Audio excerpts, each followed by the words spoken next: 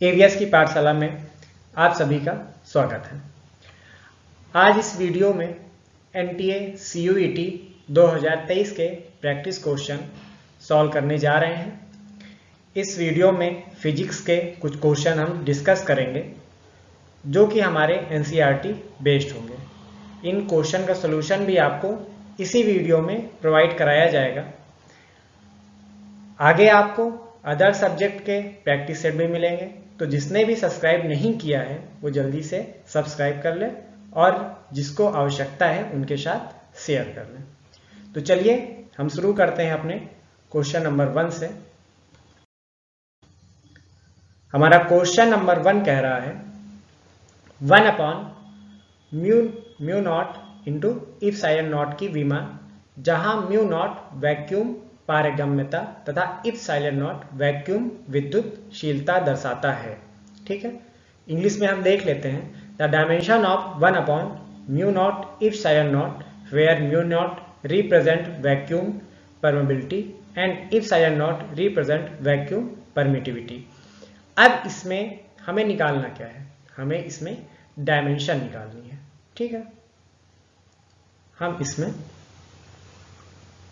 हमें इसमें डायमेंशन निकालनी है, यानी कि विमा निकालनी है। किसकी निकालनी है? 1/म्यू नॉट और इप्सिलॉन नॉट की। ठीक है, हमें पता होगा कि C = 1/√म्यू नॉट इप्सिलॉन नॉट होता है। ठीक है, C क्या है? C है प्रकाश की चाल। अब हमें निकालना क्या है? हमें 1/म्यू नॉट और इंटू इप्सिलॉन नॉट है, तो हम ऐसा करते हैं, हम दोनों तरफ इसका स्क्वायर करते हैं। जब हम दोनों साइड्स में स्क्वायर करेंगे तो हमारा हो जाएगा C² 1/म्यू नॉट इप्सिलॉन नॉट। ठीक है, इसको हम ऐसे लिख लेते हैं इक्वल C अगर प्रकाश की चाल है, अगर चाल की बात हो रही है तो सीधी सी बात क्या होगी? मीटर पर सेकेंड। एक मिनट, हाँ, मीटर पर सेकेंड, यहाँ पे स्क्वायर होगा। ठीक है, मीटर का मतलब क्या है? लंबाई में होगा, यानी कि L होगा। सेकेंड हो जाएगा T, स्क्वायर में है तो हम इसका स्क्वायर लगा देंगे। अब अगर L² अपॉन T² है, T² जाएगा ऊपर तो ये हो जाएगा L² T⁻²। देखिए हमारे पास म्यू नॉट और इप्सिलॉन नॉट की डायमेंशन निकल के आई है L⁻² T⁻², यानी कि हमारे पास यहाँ पे ऑप्शन बी हमारा करेक्ट होगा। ठीक है, हम बढ़ते हैं अपने सेकंड क्वेश्चन की तरफ। सेकंड क्वेश्चन है सूर्य का ताप मापा जाता है। The temperature of sun is measured by. Option हमारे पास क्या है? हमें ऑप्शन पे ध्यान देना है। ऑप्शन हमारे पास है platinum resistance thermometer, pyrometer, vapour pressure thermometer, gas thermometer. ठीक है, हमें पता होना चाहिए, अगर हम हिंदी में भी देखें तो हमें कहीं ना कहीं दिख रहा होगा उत्ताप मापी। ठीक है, अगर हम जानते हो कि पायरोमीटर का जो उपयोग होता है वो काहे में होता है? बहुत ज़्यादा उच्च ताप को मापने में। ठीक है, अब सूर्य का ताप है तो बहुत ज़्यादा उच्च ताप होगा, तो हम कह सकते हैं कि हमारा ऑप्शन जो होगा वो ऑप्शन बी हमारा राइट आंसर हमारा होगा। ठीक है, अगर हम गैस थर्मामीटर की बात करते हैं तो गैस थर्मामीटर का यूज, चूंकि हमें चारों ऑप्शन हमें पता होने चाहिए, हमारे पास अभी समय है तो हम कोशिश करेंगे कि हम चारों ऑप्शन पे डिस्कस करें। गैस थर्मामीटर क्या होगा? गैस थर्मामीटर होता है, गैस थर्मामीटर जो यूज होता है वो ताप को मापने में होता है। किसमें होता है? Variation in volume and pressure. अगर अलग अलग वॉल्यूम एंड प्रेशर में वेरिएशन करते हैं तब गैस थर्मामीटर का उपयोग होता है। ठीक है, आगे बढ़ते हैं हम अपने सेकंड क्वेश्चन की तरफ। अगला क्वेश्चन है, यदि सदिश वेक्टर ए एवं वेक्टर बी के बीच कोण थीटा हो तब इसका मान क्या होगा? If angle between vectors A and B is theta then the value of B multiply by vector A into vector A. इसको हम देखेंगे डायमेंशन में, इसको हम डायमेंशन में देखेंगे। अगर हमारा ये वेक्टर ए है और ये हमारा वेक्टर बी है, ठीक है, और ये हमारा निकालना है vector B cross vector A product dot vector A. तो इसका प्रोडक्ट हमारा क्या होगा, वैल्यू इसकी क्या होगी? अगर वेक्टर ए और वेक्टर बी डॉट में दिया हुआ है, vector B cross vector A dot vector A, ठीक है, ये हमारी वैल्यू होगी vector B cross vector A mod of vector A cos. अब यहां पे हमारा जो एंगल निकल के आएगा वो निकल के आएगा बी क्रॉस वेक्टर ए, ये निकल के आएगा। हम देख पा रहे होंगे ये हमारा एंगल बना रहा है कितना, 90 डिग्री। तो हमारे पास यहाँ पे वैल्यू आ जाएगी आपकी cos 90। cos 90 की वैल्यू कितनी होती है? cos 90 की वैल्यू होती है 0। तो अगर 0 है तो हम ये कह सकते हैं कि ये हमारी टोटल वैल्यू आ जाएगी 0। हम अपने ऑप्शंस देखते हैं। ऑप्शन हमारा सी हमारा राइट, ठीक है। इसके बाद हम बढ़ते हैं अपने अगले क्वेश्चन की तरफ।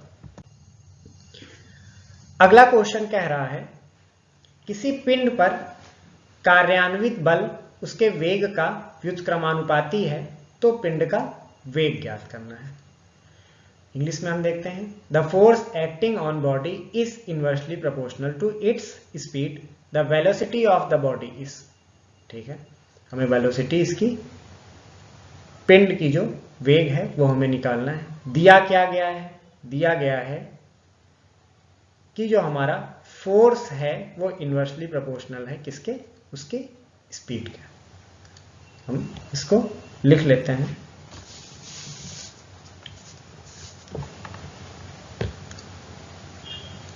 F inversely proportional to its V, ठीक है। अगर इनवर्सली इसको हटाएंगे साइन तो हमारा कांस्टेंट वैल्यू आएगी K, ठीक है। हमें पता है कि फोर्स होता है F बराबर ma। हमारे पास यहाँ पे आया है त्वरण, इसको इसकी वैल्यू हम उठा के यहाँ पे रखते हैं, हो जाएगा ma बराबर K अपॉन V, ठीक है। त्वरण बराबर होता है वेग परिवर्तन बटे समय अंतराल। a बराबर dv बाई dt। अब a की वैल्यू हम उठा के यहाँ पे रखें, ये हमारा हो गया dv upon dt k upon v, ठीक है। यहाँ पे dv दिया हुआ, यहाँ पे v दिया हुआ, इसको हम एक तरफ करेंगे, dt को हम उठा के दूसरी तरफ ले जाएंगे, ठीक है। v dv बराबर m को उठा के इधर लाते हैं, k by m dt, k को हम सही। अब हमारे पास दोनों साइड्स निकल के हमारे पास आ गई हैं। हम ऐसा करते हैं, चूंकि यहाँ पर dv और dt दिया हुआ है तो दोनों साइड्स का हम करेंगे इंटीग्रेशन, v और dv k upon m dt। अब यहाँ पर v के सापेक्ष है, यहाँ पर v है, तो ये हो जाएगा v स्क्वायर अपॉन 2। ये हमारा यहाँ पर बाहर आ जाएगा इंटीग्रेशन के, यहाँ पर केवल dt है, तो ये हो जाएगा हमारा t। 2 को उठा के इधर लाएंगे, 2k by m t, square लगा हुआ है, स्क्वायर की side 2k m upon t। अब हम अपने ऑप्शंस देखेंगे, क्योंकि हमारे पास पिंड का जो वेग है वो निकल के आ गया है, ठीक है। पहला ऑप्शन है अचर है, बिल्कुल भी नहीं। दूसरा ऑप्शन है समय के समानुपाती है, प्रोपोर्शनल टू दी टाइम है समानुपाती, लेकिन यहाँ पर हमारा क्या लगा हुआ है, स्क्वायर रूट। समय के व्युत्क्रमानुपाती है, नहीं, ऐसा भी नहीं है। समय के वर्गमूल के समानुपाती है, समय के वर्गमूल के समानुपाती है। कहाँ से हमने निकाला, यहाँ से। तो हमारा ऑप्शन जो है वो है डी, ये हमारा राइट आंसर है। ठीक है, हम बढ़ते हैं अपने अगले क्वेश्चन की तरफ। अगला क्वेश्चन है, एक लिफ्ट में सवार एक लड़के का आभासी भार उसके वास्तविक भार से कम होगा जब लिफ्ट, फिर से हम इंग्लिश में देखते हैं, the apparent weight of a boy in a lift is less than the real weight when the lift is going. अब हमें यह देखना है कि लड़के का आभासी भार उसके वास्तविक भार से कम हो रहा है, कब हो रहा है, जब लिफ्ट ऊपर जा रही है, या फिर ऑप्शन, पहले हम अपने ऑप्शन की तरफ देखते हैं, ऊपरी दिशा में त्वरण के साथ गतिमान हो, ऊपरी दिशा में जा रही है, किसके साथ, त्वरण के साथ, स्थिर वेग से ऊपर की ओर गतिमान हो, मतलब उसमें जो वेग वेलोसिटी दी हुई है वो क्या है आपकी, कांस्टेंट है, ऊपर की ओर गतिमान है लिफ्ट, या फिर डाउन विथ कांस्टेंट वेलोसिटी, या फिर लिफ्ट नीचे आ रही है कांस्टेंट वेलोसिटी से, डाउन विद एन एक्सेलरेशन, या फिर त्वरण के साथ नीचे की ओर गतिमान है। तो इसमें आप अपना आंसर जो है वो सीधे कहीं एक पॉइंट में लिख लें और इसको याद कर लें कि जब लिफ्ट में सवार एक लड़के का आभासी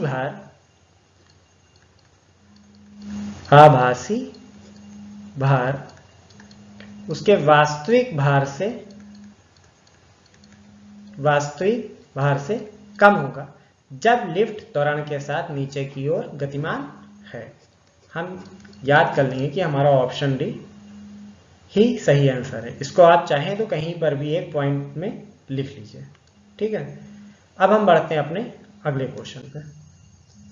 अगला क्वेश्चन हमसे कह रहा है, किसी कण का रेखीय संवेग निम्न संबंध P बराबर a plus B T square दिया गया है, जहां पर t क्या है, समय है, a और b कांस्टेंट है।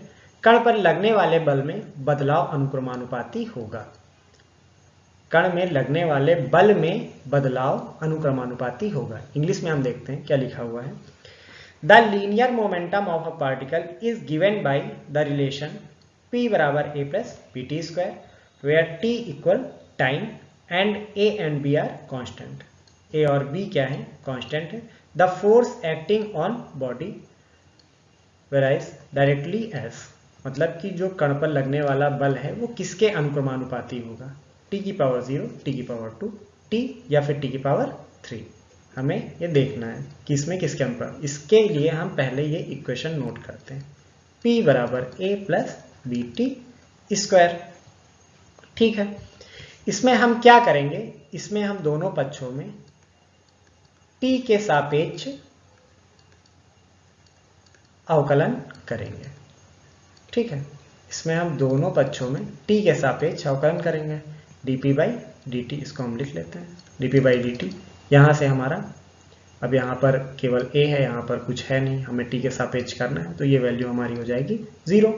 b हमारा आ जाएगा इसमें बाहर, t की पावर 2 है, तो t की पावर 2 जो है वो हो जाएगा कितना, 2t। dp बाई dt बराबर 2t। हमें पता होगा कि न्यूटन सेकेंड लॉ के अकॉर्डिंग F बराबर होता है dp बाई dt। तो हम यहाँ पर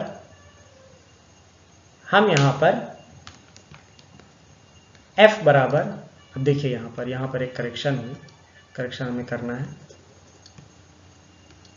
यहाँ पर है b इंटू 2t, यानी कि 2b और t। ठीक है, यानी कि हमने F बराबर dp बाई dt है, यहाँ पर हम वैल्यू रखेंगे, ये हो जाएगा 2bt। अब हमें क्या निकालना था, बल निकालना था, समय के अनुक्रमानुपाती निकालना था। हम अपने ऑप्शन देखेंगे, t की पावर 3 नहीं, टी की पावर 2 नहीं, टी की पावर 0 नहीं, हमारे पास ऑप्शन क्या निकल के आया, ऑप्शन बी। ठीक है, आगे बढ़ते हैं हम अपने अगले क्वेश्चन पे। अगर आपको कुछ समस्या हो रही है, परेशानी हो रही है, आप देखिए, कमेंट करिए और शेयर करिए। यदि समान त्रिज्या की एक लोहे की गेंद व लकड़ी की गेंद को निर्वात में h ऊंचाई से गिराया जाता है, तब दोनों को पृथ्वी में पहुंचने में कितना, पृथ्वी तक पहुंचने में लगा समय होगा। फिर से देखते हैं क्वेश्चन इंग्लिश में। If an iron ball and a wooden ball, एक हमारे पास आयरन बॉल है और वुडन बॉल है, ऑफ द सेम रेडियस, दोनों की रेडियस क्या है, सेम है, are released from a height h, एक हाइट h से रिलीज करी जा रही है। ठीक है, कितने से, h हाइट से रिलीज करी जा रही है। Then time taken by both of them to reach ground will be, तो दोनों को जमीन में पहुंचने में कितना समय लगेगा। हमें इसमें ध्यान देना है कि हमारा माध्यम क्या है, हमारा माध्यम इसमें क्या है, वैक्यूम है। अगर वैक्यूम है तो सीधी सी बात है कि हमारा कोई भी यहां पर रेजिस्टेंस वर्क नहीं करेगा। अगर यहां पर हमारा माध्यम ही वैक्यूम है तो सीधी सी बात है कोई भी रेजिस्टेंस वर्क नहीं करेगा। अगर कोई भी रेजिस्टेंस वर्क नहीं कर रहा है तो इसको नीचे पहुंचने में जो इनमें अंतर होगा, जो इनके समय में अंतर होगा, वो 0 होगा, यानी कि क्या होगा, 0 होगा। ठीक है, हमने देखा हमारा ऑप्शन जो है वो है ऑप्शन, हाँ इसमें देखिए दोनों, इसमें थोड़ी करेक्शन करनी पड़ेगी हमें, इसमें 0 नहीं होगा, इसमें होगा बिल्कुल समय, क्योंकि जो पहुंचने में समय होगा, दोनों गेंदें समान समय में पृथ्वी में पहुंचेंगी, यानी कि हमारा ऑप्शन नंबर सी हमारा राइट आंसर होगा, ना कि ऑप्शन नंबर बी। ठीक है, हम बढ़ते हैं अपने अगले क्वेश्चन पे। अगला क्वेश्चन हमें कह रहा है पृथ्वी की सतह पर एक वस्तु का भार 10 न्यूटन है, चंद्रमा की सतह पर उस वस्तु का भार क्या होगा। ठीक है, पृथ्वी की सतह पर वस्तु का भार आपको दिया गया है, कितना है, 10 न्यूटन दिया हुआ है। ठीक है, चंद्रमा की सतह पर वस्तु का भार आपको बताना है। An object wait 10 Newton on the surface of the earth, what would be its weight on the surface of the moon. ठीक है, हमें पता होगा कि चंद्रमा पर गुरुत्वाकर्षण बल जो होता है वो पृथ्वी के गुरुत्वाकर्षण बल के 1/6 होता है, यानी कि जो वेट होगा वो 1/6 होगा, किसके, वेट के जितना वेट पृथ्वी पर है उसके 1/6 होगा, यानी कि 1/6 × 10। जब इसको हम सॉल्व करेंगे तो हमारी ये वैल्यू आएगी 1.67 न्यूटन। अपने ऑप्शन हम देखते हैं, ऑप्शन नंबर डी हमारा राइट आंसर होगा, 1.67 न्यूटन। आप समझ पा रहे हैं कहना क्या है। चंद्रमा पर जो भार होगा वो 1/6 क्यों होगा, क्योंकि चंद्रमा पर गुरुत्वाकर्षण बल पृथ्वी के गुरुत्वाकर्षण बल के 1/6 भाग के बराबर होता है। ठीक है, हम बढ़ते हैं अपने अगले क्वेश्चन पे। अगला क्वेश्चन कह रहा है, इसमें देखिए इसमें करना क्या है, इसमें हमें वैज्ञानिकों को मिलाना है उनके दिए गए नियम के अनुसार। इस तरह के क्वेश्चन में हम ध्यान रखेंगे कि अगर हमारे पास ऑप्शंस हैं, हमें इसमें से कोई भी एक आता है तो पहले हम अपने ऑप्शंस कम करेंगे। अब इसमें हम देखें कि हमारे पास है आइजैक न्यूटन। हम ऑप्शन देखते हैं, इसमें लिस्ट देखते हैं, गुरुत्वाकर्षण के नियम तथा गति, विद्युत चुंबकत्व के नियम, गिरते पिंड के नियम, प्रेरित चुंबकीय प्रेरण, विद्युत चुंबकीय प्रेरण, लॉ ऑफ इलेक्ट्रोमैग्नेटिक इंडक्शन। अब आइजैक न्यूटन की बात हो रही है, सीधी सी बात है, गुरुत्वाकर्षण के नियम तथा गति। हम पहले देख लेंगे आर का ऑप्शन कहां से मिल रहा है, ए से। हम अपने जो हमारे कोट्स दिए गए हैं, कोट्स पे हम आएंगे। आर में हम देखेंगे बी है, बी है, बी है, केवल एक ऑप्शन हमारे पास आ रहा है, ऑप्शन नंबर सी। चलिए फिर भी इसको हम एक बार मिलान कर लेते हैं। आइजैक न्यूटन है तो गुरुत्वाकर्षण के नियम तथा गति है, इन्होंने कौन सा नियम दिया है, law of gravitation and motion, ठीक है।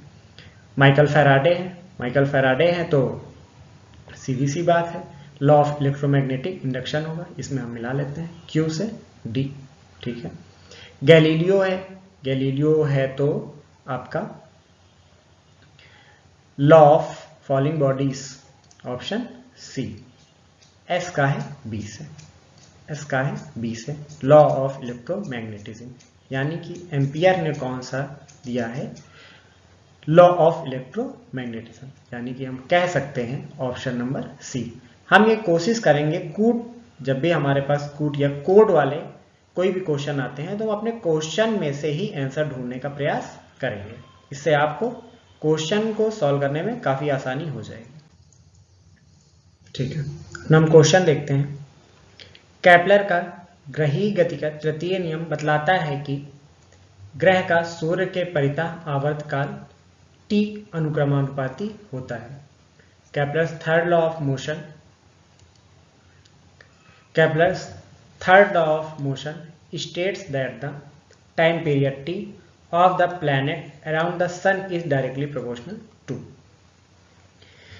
अगर हम केपलर का तीसरे नियम की बात करें तो केपलर का तृतीय नियम हमें कहता है कि जो समय का वर्ग होता है, जो मतलब आवर्तकाल है या फिर हम कह दें इसको टाइम पीरियड है, उसके समय का जो वर्ग होगा वो उसके दीर्घ अक्ष के हम मान लेते हैं दीर्घ अक्ष कितना है, a है, इसकी तृतीय घात के अनुक्रमानुपाती होता है, ठीक है।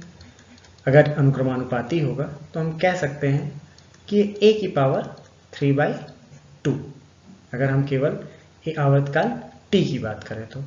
ऑप्शन हम देखेंगे, option number C, option number सी।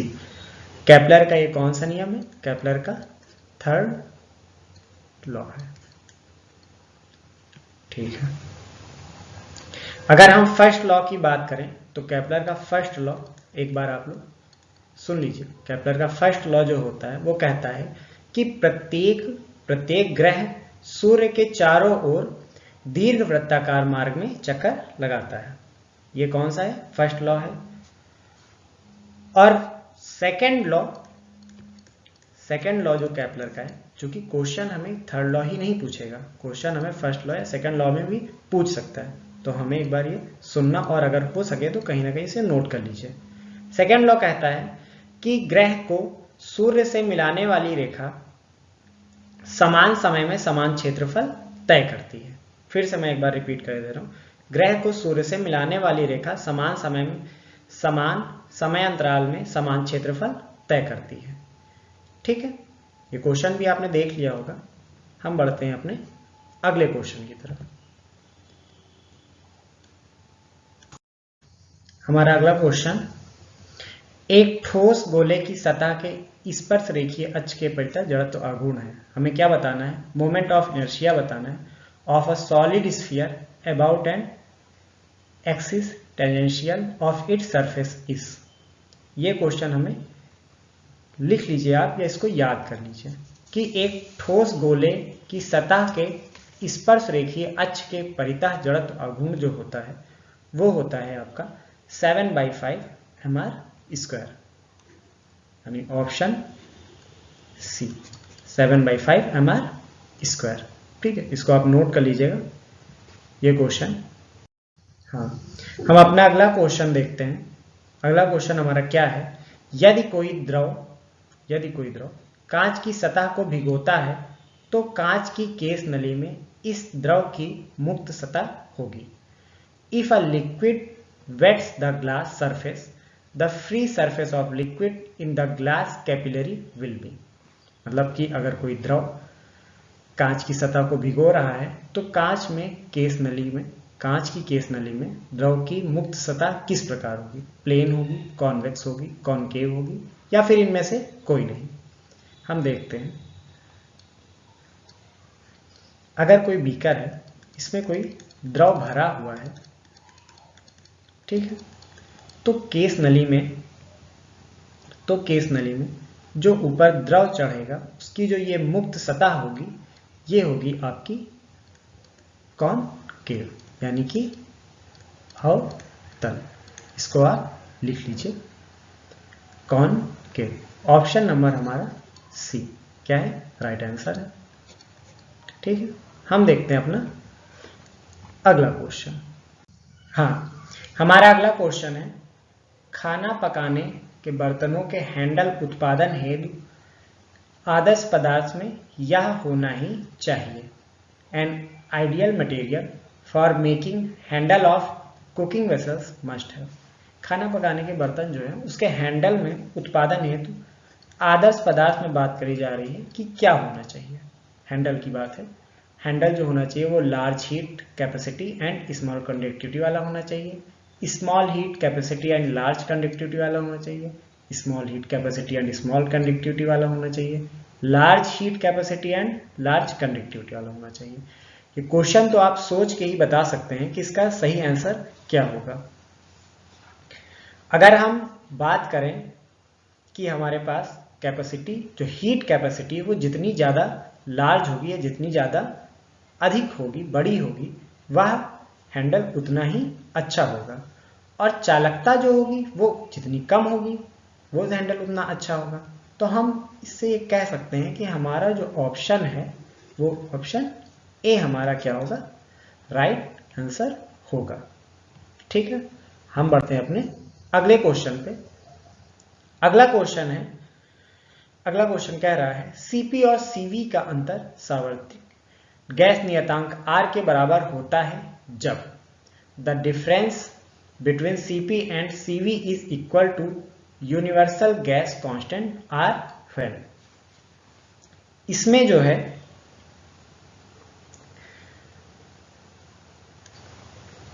हाँ, सीपी माइनस सीवी बराबर क्या होता है, आर होता है। अब ये कह रहा है सीपी माइनस सीवी का अंतर जो है वो गैस नियतांक आर के बराबर होता है जब एक ग्राम गैस को गर्म किया जाता है, गैस की किसी भी राशि को गर्म किया जाता है, गैस के एक अणु को गर्म किया जाता है, या गैस के 1 ग्राम अणु को गर्म किया जाता है। तो हमें यहाँ पर ऑप्शन डी से पता चलता है, क्या कह रहा है ऑप्शन डी, गैस के 1 ग्राम अणु को गर्म किया जाता है। सीपी माइनस सीवी का अंतर नियतांक आर के बराबर होगा, कब होगा, जब गैस के 1 ग्राम अणु को गर्म किया जाता है। इसको आप कहीं नोट कर लीजिएगा वन लाइनर। आगे बढ़ते हैं हम अपने अगले क्वेश्चन पे।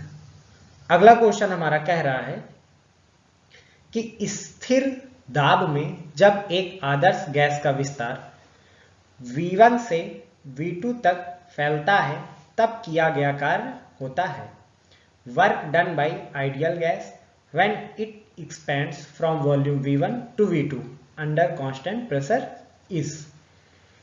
जब एक आदर्श गैस का विस्तार हो रहा है कहां से, V1 से V2 तक, तो इसमें कितना कार्य किया गया होगा।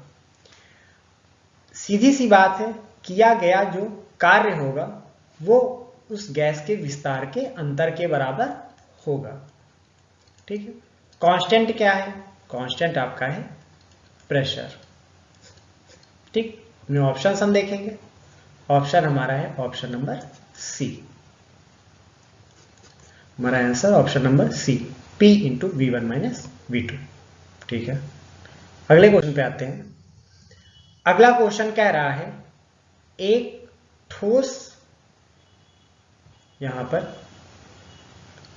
लोहे के गोले को गर्म किया जाता है, निम्नलिखित में से किस राशि में न्यूनतम प्रतिशत वृद्धि होगी। A solid iron ball is heated when which one of the following will have minimum percentage increase, radius, surface area, volume या डेंसिटी। कह रहा है कि अगर एक आपके पास ठोस लोहे का गोला है, इसको हम क्या करेंगे, हीट करेंगे, तो इसके किस भाग में सबसे कम न्यूनतम प्रतिशत वृद्धि होगी। त्रिज्या में होगी, पृष्ठ क्षेत्रफल में होगी, आयतन में होगी, या फिर इसके घनत्व में होगी। तो हम जानते हैं चूंकि रेखीय प्रसार के कारण, रेखीय प्रसार किसमें होगा, रेखीय प्रसार हमारी लोहे के गोले की त्रिज्या में होगा, इसलिए हमारा ऑप्शन जो होगा वो रेडियस होगा। ठीक है, आते हैं हम अपने अगले क्वेश्चन पे। अगला क्वेश्चन है, अच्छे उत्सर्जक अच्छे अवशोषक भी होते हैं, यह कथन निम्नलिखित में से किस पर आधारित है? Good emitters are good absorbers, this statement is based on. ये स्टेटमेंट किसने दिया है? ऑप्शन हम अपने देखेंगे, Newton's law of cooling, Stefan law, principle of Prevost, Kirchhoff law. ये आप लिख लीजिए और याद कर लीजिए कि ये किरचॉफ ने कहा था, ये किरचॉफ ने कहा था कि जो अच्छे गुड इमिटर्स होते हैं वो गुड एब्जॉर्बर भी होते हैं। इसको आप एक लाइन में कहीं लिख के और अच्छे से याद कर लीजिए। अगर हम बात करें यहां पर स्टीफन के विकिरण नियम की, स्टीफन का विकिरण नियम जो है, स्टीफन का विकिरण नियम है, वो कहता है कि कृष्णिका से उत्सर्जित होने वाली विकिरण ऊर्जा, कृष्णिका से उत्सर्जित होने वाली विकिरण ऊर्जा उसके परम ताप के चतुर्थ घात के अनुक्रमानुपाती होती है। क्या होती है? फिर से आप सुन लीजिए, कृष्णिका से उत्सर्जित होने वाली विकिरण ऊर्जा उसके परम ताप के चतुर्थ घात के अनुक्रमानुपाती होती है। इसको हम ऐसे भी लिख सकते हैं, परम ताप के चतुर्थ घात के अनुक्रमानुपाती होती है। ये किसका नियम था? यह हमारा स्टीफन का नियम है। ठीक है, इसी के साथ आपने स्टीफन का नियम भी जान लिया। अगर हम बात करें कि न्यूटन के शीतलन नियम की, चूंकि ऑप्शन हमें पता होने चाहिए, ऑप्शन हमें पता होंगे तो आगे के क्वेश्चन हमारे आराम से सॉल्व हो जाएंगे।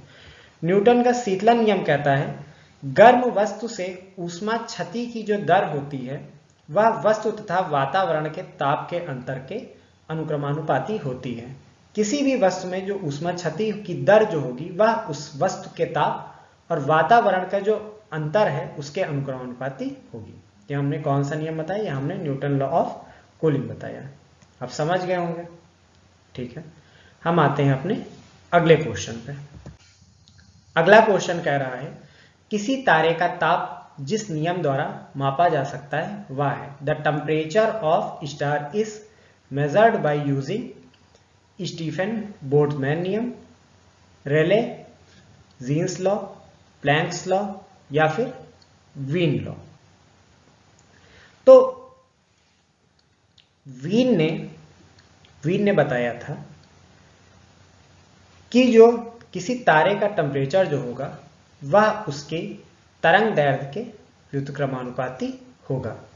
वीन का यह नियम है। वीन ने यह बताया था कि तारे के रंग के आधार पर हम तारे का ताप ज्ञात कर सकते हैं।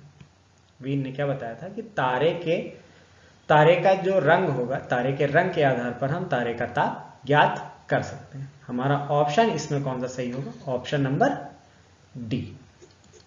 ठीक है, हम बढ़ते हैं अपने अगले क्वेश्चन पे। अगला क्वेश्चन है हमारा, कह रहा है कि न्यूटन का शीतलन नियम निम्न में से किसका विशेष रूप है? Newton's law of cooling is a special case of Wien displacement law, Kirchhoff law, Planck's law या फिर स्टीफन लॉ। जो हमारा न्यूटन का शीतलन नियम है वह किसका स्पेशल केस है? तो हमें याद, आप लिख लीजिए और याद कर लीजिए कि न्यूटन का शीतलन नियम स्टीफन के नियम का एक स्पेशल केस है। ठीक है, इसको आप याद कर लीजिए। अगले क्वेश्चन में हम बढ़ते हैं। अगला क्वेश्चन हमारा है, जब किसी निकाय को 110 जूल ऊष्मा दी जाती है तो उसकी आंतरिक ऊर्जा 40 जूल बढ़ जाती है। किया गया कार्य होगा। When 110 joule of heat are added to a gaseous system, internal energy increases by 40 joule. Then amount of work done is, मतलब हम किसी गैसीय निकाय को क्या करते हैं, 110 जूल की ऊष्मा देते हैं तो उसकी आंतरिक ऊर्जा 40 जूल बढ़ जाती है। तो उस पर किया गया कार्य होगा। जो हमें दिया गया है उसको हम नोट कर लेते हैं। क्या दिया है? Delta Q 110 joule. और क्या दिया गया है? हमें दिया गया है इंटरनल एनर्जी जो इंक्रीज हो रही है डेल्टा यू। डेल्टा यू क्या है? 40 जूल। हमें पता होना चाहिए कि डेल्टा क्यू बराबर delta U plus delta W होता है। डेल्टा क्यू बराबर delta U plus delta W होता है। अब इसकी वैल्यू रख देंगे। क्यू की जगह 110, डेल्टा यू की जगह 40। हमें इसमें वर्क निकालना है। 40 को उठा के इस तरफ लाएंगे तो हमारा जो 110 माइनस 40 यानी कि 70 जूल। यानी कि किया गया कार्य हमारा कितना निकल के आया है? 70 जूल। जब किसी गैसीय निकाय को 110 जूल की ऊष्मा दी जाती है तो उसकी आंतरिक ऊर्जा 40 जूल बढ़ जाती है। तब किया गया कार्य आपका होगा कितना? 70 जूल। यानी कि हमारा राइट आंसर क्या है? Option B. ठीक है, आपका यहां पर किया गया कार्य निकल आया है। ठीक है, ये थे आपके आज 20 क्वेश्चन। अभी ये फिजिक्स के क्वेश्चन हैं। और भी सब्जेक्ट केमिस्ट्री के भी और उसके अलावा भी सब्जेक्ट के वीडियोस के क्वेश्चन, प्रॉब्लम क्वेश्चन अपलोड किए जाएंगे। तो आप सभी सब्सक्राइब करें और पसंद आया हो तो लाइक जरूर करें।